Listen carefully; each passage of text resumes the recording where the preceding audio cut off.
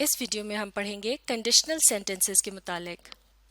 Conditional sentences کو اردو میں شرطیہ جملے بھی کہا جاتا ہے کیونکہ اس قسم کے جملوں کے اندر لفظ if یعنی اگر کا استعمال کیا جاتا ہے۔ مثال کے طور پر جس طرح سے ہم کہتے ہیں کہ اگر ایسا ہوا تو نتیجتاً ویسا ہوگا۔ مثال کے طور پر ان مختلف قسم کے جملوں کو مل کر پڑھتے ہیں جن کے اندر لفظ if کا استعمال کیا گیا ہے، یعنی یہ ہے کنڈیشنل سینٹنسز۔ تو چلیے مل کر پڑھنا شروع کرتے ہیں۔ پہلا جملہ ہے if it rains the grass gets wet، یعنی اگر بارش ہوتی ہے تو گھاس بھیگ جاتی ہے۔ اب اگلا جملہ if it rains today you will get wet، یعنی اگر آج بارش ہوئی تو تم بھیگ جاؤ گے۔ ممکن ہے یہ جملہ کسی ایسے شخص سے کہا جا رہا ہے جو کہ ابھی سفر کر رہا ہے، اس کے پاس چھتری نہیں ہے اور بارش کا خاصا امکان ہے کہ اگر بارش ہوئی تو وہ بھیگ جائے گا۔ جبکہ اس سے پچھلے جملے میں جس میں ہم نے یہ پڑھا تھا کہ if it rains the grass gets wet، اس جملے کے اندر اس انداز میں بات کی گئی ہے کہ جب بھی ایسا ہوگا تو نتیجتاً ویسا ہوگا، یعنی کہ اس جملے کے اندر ایک حقیقت کے متعلق بات ہو رہی ہے۔ مثال کے طور پر اگر اسی جملے کو اس انداز میں کہا جائے کہ if it rains we get wet، یعنی اگر بارش ہوتی ہے تو ہم بھیگ جاتے ہیں، یعنی یہ جملہ ایک حقیقت پر مبنی ہے، یعنی اگر ہم بارش ہو رہی ہو اور ہم اس کے نیچے کھڑے ہو جائیں تو ہم یقیناً بھیگ جائیں گے۔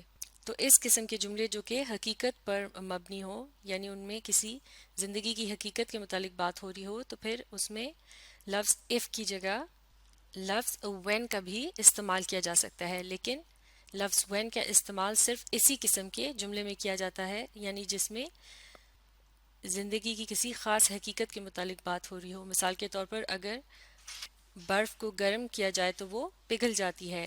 تو اس طرح سے اب اگر اس جملے کو پڑھا جائے تو یہ ہو گیا when it rains we get wet، یعنی جب بارش ہوتی ہے ہم بھیگ جاتے ہیں۔ تو جب لفظ we کا استعمال کیا گیا تو اس کے ساتھ ہم نے لفظ get کا استعمال کیا، یعنی اس کے آخر میں لیٹر s کا اضافہ نہیں کیا گیا، کیونکہ لفظ we جو ہے یہ پلورل ہے، یعنی یہاں ایک سے زیادہ لوگ اپنے متعلق کوئی بات بتا رہے ہیں اور وہ اپنے نام کی جگہ we کا پروناؤن استعمال کر رہے ہیں۔ اس کا مطلب یہ ہوا کہ جب سبجیکٹ پلورل ہوتا ہے، یعنی ایک سے زیادہ چیزیں یا لوگ ہوتے ہیں، تو اس کے ساتھ جو ورب کی فارم استعمال کی جاتی ہے وہ بیسک ہوتی ہے، جبکہ اس سے پہلے the grass کے ساتھ gets کا لفظ استعمال کیا گیا تھا، کیونکہ the grass جو ہے یہ سنگولر اینٹی کے طور پر استعمال کی گئی تھی، یا پھر ہم کہہ سکتے ہیں کہ the grass کا لفظ جو ہے یہ تھرڈ پرسن سنگولر کے طور پر استعمال کیا گیا تھا۔ تو سنگولر یعنی واحد شخص یا چیزوں کے ساتھ جو ورب استعمال کیا جاتا ہے وہ سمپل پریزنٹ فارم میں ہوتا ہے، یعنی اس کے آخر میں لیٹر ایس کا اضافہ کیا جاتا ہے۔ یہ کہلایا جاتا ہے سبجیکٹ ورب ایگریمنٹ، اور درست جملے بنانے کے لیے ہمیں سبجیکٹ ورب ایگریمنٹ کا بہت خیال رکھنا ہوتا ہے۔ مثال کے طور پر اگلے جملے میں جیسے کہ ہم نے دیکھا وہاں بھی اٹ کے بعد لفظ رینز کا استعمال کیا گیا ہے۔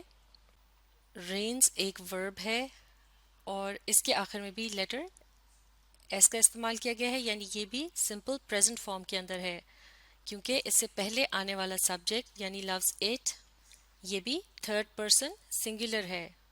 تو سنگولر الفاظ کے ساتھ ورب کی جو فارم استعمال کی جاتی ہے یہ ہوتی ہے سمپل پریزنٹ فارم۔ لیکن جیسے کہ اس جملے کے دوسرے حصے میں آپ دیکھ سکتے ہیں سبجیکٹ یو جو ہے اس کے بعد جو ورب استعمال کیا گیا ہے گیٹ، یہ بیسک فارم کے اندر ہے، کیونکہ لفظ یو جو ہے اسے سنگولر اور پلورل دونوں ہی کی طرح سے استعمال کیا جا سکتا ہے، یعنی تم یا پھر تم سب، لہٰذا اس کے ساتھ پلورل والا فارمولا اپلائی ہوتا ہے، تو یو کے ساتھ لفظ گیٹ کا استعمال کیا گیا ہے۔ تو یہ ہے سبجیکٹ ورب ایگریمنٹ۔ اگر اس کا خیال نہ رکھا جائے تو جملہ درست نہیں رہے گا۔ مثال کے طور پر اگر اس جملے کو اس طرح سے پڑھا جائے if it rain today you will get wet، تو یہ درست نہیں ہوگا۔ چلیے اب مل کر پڑھتے ہیں تیسرا جملہ if it rained you would get wet، یعنی اگر بارش ہوئی ہوتی تو تم بھیگ سکتے تھے۔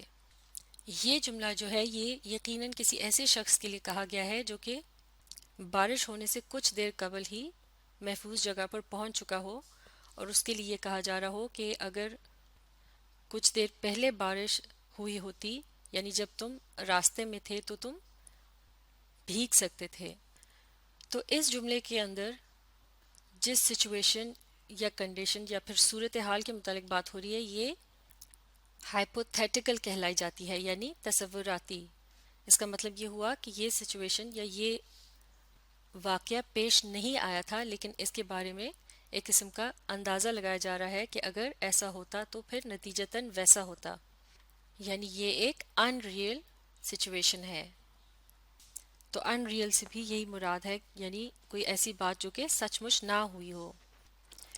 اسی جملے کو اس انداز میں بھی کہا جا سکتا ہے if it rained you would be getting wet. یعنی اگر بارش ہوئی ہوتی تو تم بھیگ رہے ہوتے. تو ان دو جملوں میں یہ فرق ہے کہ پچھلے جملے میں would get کے الفاظ کا استعمال کیا گیا تھا. would کا استعمال جب جملے میں کیا جاتا ہے یعنی کسی کنڈیشنل سینٹنس میں کیا جاتا ہے اور اس کے ساتھ جو ورب موجود ہوتا ہے یعنی لفظ جیسے کہ اس جملے میں ہے لفظ گیٹ وہ اگر اپنی بیسک فارم میں ہوتا ہے تو یہ بن جاتا ہے پریزنٹ کنڈیشنل. جبکہ اگر جملے کے اندر ایک کنڈیشنل جملے کے اندر یعنی کنڈیشنل سینٹنس کے اندر لفظ ووڈ کا استعمال کیا جائے اور اس کے بعد لفظ بی کا استعمال ہو اور پھر اس کے بعد آنے والا ورب جو ہے وہ اپنی پریزنٹ پارٹیسپل فارم میں ہو یعنی اس کے آخر میں لیٹرز آئی این جی کا استعمال آتا ہو تو پھر جملے کا یہ حصہ جس میں ووڈ بی اور پھر ایک ورب اپنی پریزنٹ پارٹیسپل فارم میں موجود ہو یہ حصہ کیا کہلایا جائے گا؟ یہ کہلایا جائے گا پریزنٹ کنٹینیوس کنڈیشنل. تو اس طرح سے پریزنٹ کنڈیشنل یا پھر پریزنٹ کنٹینیوس کنڈیشنل کا بھی استعمال کیا جا سکتا ہے جب کسی ان ریئل سچویشن کے متعلق بات کرنی ہو. اب دیکھتے ہیں اگلی example if it had rained you would have gotten wet. یعنی اگر بارش ہو چکی ہوتی تو تم بھیگ چکے ہوتے. تو اس جملے میں بھی ایک ہائپوتھیٹیکل یعنی ان ریئل سچویشن کے بارے میں بات ہو رہی ہے جو کہ ہوئی ہی نہیں لیکن اس کے بارے میں صرف خیال کیا جا رہا ہے اور یہ خیال جو ہے یہ ماضی پر مبنی ہے کیونکہ یہاں پر had لفظ کا استعمال کیا گیا ہے. اس کے علاوہ لفظ had کے ساتھ جو ورب استعمال کیا گیا ہے جیسے کہ یہاں ہے لفظ rained یہ پاسٹ پارٹیسپل کے فارم کے اندر ہے. ورب کی ان تمام فارمز کو ہم اس سے پہلے ہی ٹینسز والی ویڈیوز میں اچھی طرح سے کور کر چکے ہیں. آپ اپنی یاد دہانی کے لیے ان ویڈیوز کو دوبارہ دیکھ سکتے ہیں. تو اس کا مطلب یہ ہوا کہ یہ جملہ نہ صرف پاسٹ ٹینس کی طرف اشارہ کرتا ہے بلکہ پاسٹ ٹینس میں یعنی ماضی میں کسی ایسی صورتحال کے متعلق بات ہو رہی ہے جو کہ ہوئی ہی نہیں تھی لیکن صرف یہ تصور کیا جا رہا ہے کہ اگر ایسا ہوا ہوتا تو پھر نتیجتاً کیسا ہوا ہوتا. اب یہاں جملے کے دوسرے حصے میں آپ دیکھ سکتے ہیں کہ یہاں بھی لفظ would کا استعمال کیا گیا ہے لیکن اس کے بعد آ رہا ہے لفظ have اور پھر جو ورب استعمال کیا گیا ہے یہ اپنی پاسٹ پارٹیسپل فارم کے اندر ہے. تو جملے کا یہ حصہ پرفیکٹ کنڈیشنل کہلایا جائے گا یعنی would have اور ایک پاسٹ پارٹیسپل کا استعمال جو ہے یہ جملے کے اس حصے کو کیا بنا دیتا ہے؟ Perfect conditional. تو اس طرح سے ہم کہہ سکتے ہیں کہ کسی ان ریئل سچویشن کے متعلق بات کرنے کے لیے پرفیکٹ کنڈیشنل کا بھی استعمال کیا جا سکتا ہے. اب دیکھتے ہیں آخری جملہ if it had rained harder we would get a better crop today. یعنی اگر زیادہ تیز بارش ہوئی ہوتی یا ہو چکی ہوتی تو آج ہمیں بہتر فصل ملتی. اس جملے کے پہلے حصے میں لفظ had اور اس کے بعد ایک پاسٹ پارٹیسپل کا استعمال کیا گیا ہے یعنی لفظ rain جو ہے یہ پاسٹ پارٹیسپل فارم میں ہے. تو یہاں بھی ماضی کی صورتحال کے متعلق بات ہو رہی ہے اور وہ بھی ایک ان ریئل سچویشن ہے یعنی ایسا ہوا نہیں بلکہ صرف تصور کیا جا رہا ہے کہ ایسا اگر ہوتا.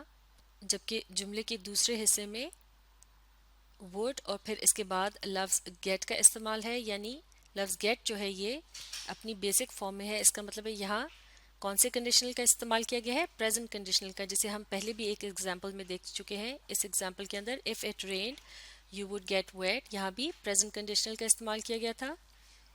یعنی اس جملے کا آدھا حصہ جو ہے یہ ماضی کے متعلق اشارہ کر رہا ہے یعنی اس میں पास्ट टेंस का इस्तेमाल है, जबकि इसके बाकी का जो हिस्सा है ये प्रेजेंट टेंस से ताल्लुक़ रखता है। तो यहाँ एक ही जुमले में दो किस्म के टेंसेस इस्तेमाल किए गए हैं। तो इसका मतलब ये हुआ कि कंडीशनल सेंटेंसेस के अंदर ऐसा भी हो सकता है कि एक ही जुमले में दो किस्म के टेंसेस इस्तेमाल किए जाएं। तो ये थी कंडीशनल सेंटेंसेस की मुख्तलिफ एग्जाम्पल्स, और इन एग्जाम्पल्स के अंदर आपने देखा कि इनमें मुख्तलिफ किस्म की वर्ब फॉर्म्स इस्तेमाल की गई हैं, और इन मुख्तलिफ वर्ब फॉर्म्स के इस्तेमाल की वजह से बन जाती हैं कंडीशनल सेंटेंसेस की मुख्तलिफ टाइप्स यानी किस्में। जैसे कि इस टेबल में यहाँ आप देख सकते हैं कंडीशनल सेंटेंसेस की मुख्तलिफ टाइप्स के मुतालिक बताया गया है, जैसे कि zero conditional, type 1 conditional, type 2 conditional, type 3 conditional और मिक्स टाइप कंडीशनल। इसके अलावा इस टेबल में हर किस्म की कंडीशनल की टाइप के सामने उसका यूजेज भी एक कॉलम में बताया गया है, यानी कि उसे कब इस्तेमाल किया जाता है। इसके बाद अगले कॉलम में बताया गया है कि इफ़ क्लॉज के अंदर कौन सा वर्ब टेंस इस्तेमाल किया जाता है। इफ़ क्लॉज से मुराद है जुमले का वो हिस्सा कि जिसमें लफ्ज़ इफ़ का इस्तेमाल किया गया हो, और क्लॉज कहते हैं एक बड़े जुमले के छोटे हिस्से को जिसके अंदर एक सब्जेक्ट और एक वर्ब एक साथ मौजूद हों। और फिर इससे अगले कॉलम में बताया गया है कि मेन क्लॉज के अंदर वर्ब की कौन सी टेंस का इस्तेमाल किया जाता है। जुमले का वो हिस्सा जिसमें लफ्ज़ इफ़ का इस्तेमाल नहीं किया गया होता और वो एक इंडिपेंडेंट क्लॉज के तौर पर जुमले के अंदर मौजूद होता है, उसे मेन क्लॉज कहा जाता है। क्लॉजेस के मुतालिक हम क्लॉजेस वाली वीडियो में तफसील से डिस्कस कर चुके हैं। अगर आपने याद दहानी करनी हो तो उस वीडियो को आप अच्छी तरह से देख सकते हैं। तो इसका मतलब ये हुआ कि कंडीशनल सेंटेंसेस के अंदर एक इफ़ क्लॉज मौजूद होता है, जबकि इफ़ क्लॉज के अलावा उसके अंदर एक मेन क्लॉज भी मौजूद होता है। जितनी भी एग्जाम्पल्स यहाँ हमने डिस्कस की, इन सब में आप देख सकते हैं कि यहाँ इनके अंदर एक इफ़ क्लॉज मौजूद है, और चूंकि ये इफ़ क्लॉज जो है ये एक डिपेंडेंट क्लॉज है, यानी इसे जुमले से अलग नहीं किया जा सकता, क्योंकि जुमले के से बाहर इसका कोई ख़ास मतलब नहीं रहता। और क्लॉजेस वाली वीडियो में हम सीख चुके हैं कि जब भी डिपेंडेंट क्लॉज को जुमले के शुरू में लिखा जाता है तो फिर उसके बाद कॉमा के निशान का इस्तेमाल किया जाता है।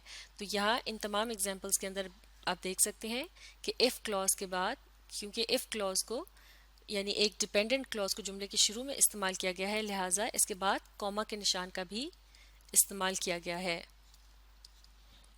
जबकि इन तमाम जुमलों के अंदर जुमले का जो दूसरा हिस्सा है ये मेन क्लॉज कहलाया जाएगा, क्योंकि ये क्या है, ये है इंडिपेंडेंट क्लॉज, यानी अगर इसे जुमले से अलग करके भी देखा जाए तो ये एक मुकम्मल जुमला ही होता है। मिसाल के तौर पर पहले जुमले को देखते हैं, वी गेट वेट।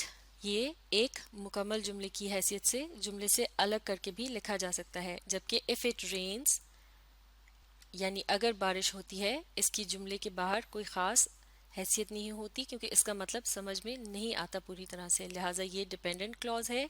और इसे इफ़ क्लॉज भी कहते हैं क्योंकि इसके अंदर लफ्ज़ इफ़ का इस्तेमाल किया गया है। जबकि जुमले का जो दूसरा हिस्सा है जो कि इंडिपेंडेंट क्लॉज है, ये क्या कहलाया जाएगा, ये है मेन क्लॉज। जबकि इस जुमले का डिपेंडेंट क्लॉज जो है वो इफ़ क्लॉज कहलाया जाता है। तो अब हम अगली वीडियो में इस टेबल को तफसील से डिस्कस करेंगे। तो अब आप इस वीडियो को रीप्ले कीजिए और कंडीशनल सेंटेंसेस को अच्छी तरह से समझने के लिए इस वीडियो के साथ साथ अच्छी तरह से पढ़ने, समझने और इन जुमलों को लिखकर प्रैक्टिस करने की कोशिश जारी रखिए।